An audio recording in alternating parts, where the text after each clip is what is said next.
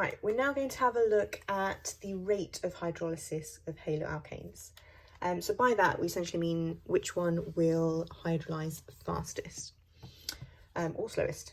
So the factor that we need to take into account when trying to decide which haloalkane will hydrolyze the fastest is the bond enthalpy. So bond enthalpy is essentially telling us the strength of a covalent bond. Okay, so let's compare the bond enthalpy of the carbon halogen bonds. So you're not expected to know these values, but you are expected to know which one has the higher bond enthalpy and which one has the lower one. So I'm going to put the values in.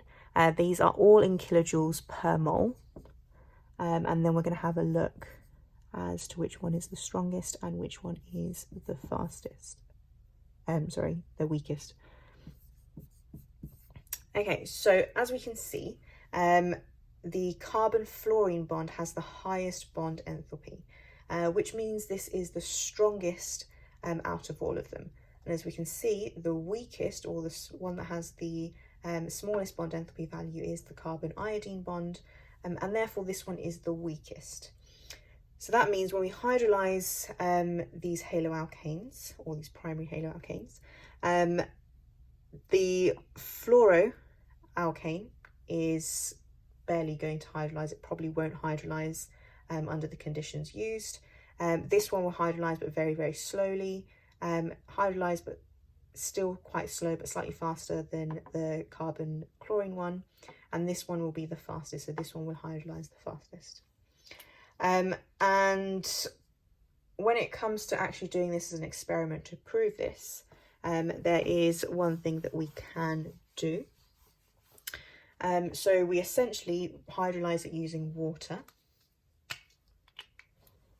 So if I just do the generic equation, so we have all of our haloalkanes, and we react that with water, this is going to produce the corresponding alcohol, and you're also going to produce hydrogen halide.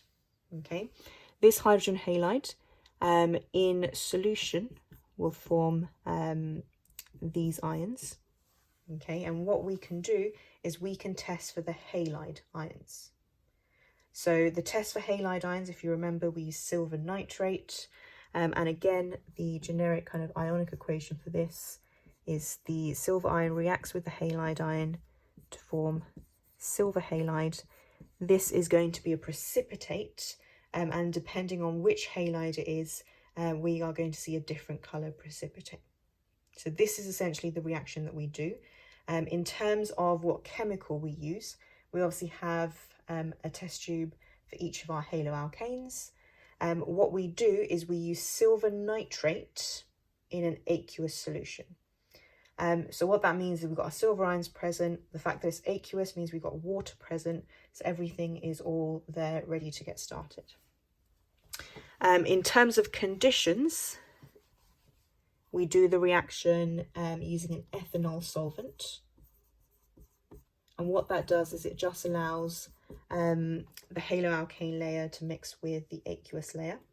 And we also tend to do this in a water bath at 60 degrees Celsius. Okay, and depending on which haloalkane we got, so we add the silver nitrate solution to all of our haloalkanes at the same time, and then we time which one obviously forms a precipitate. Okay, and in terms of observations, depending on the haloalkane that we've got, so let's say we've got the haloalkane, the chloroalkane, we've got the bromoalkane, and we've got the iodoalkane. In terms of observations, so observations and haloalkane here. So in terms of the observations, we know that if we add silver nitrate to chloride ions, we will form a white precipitate.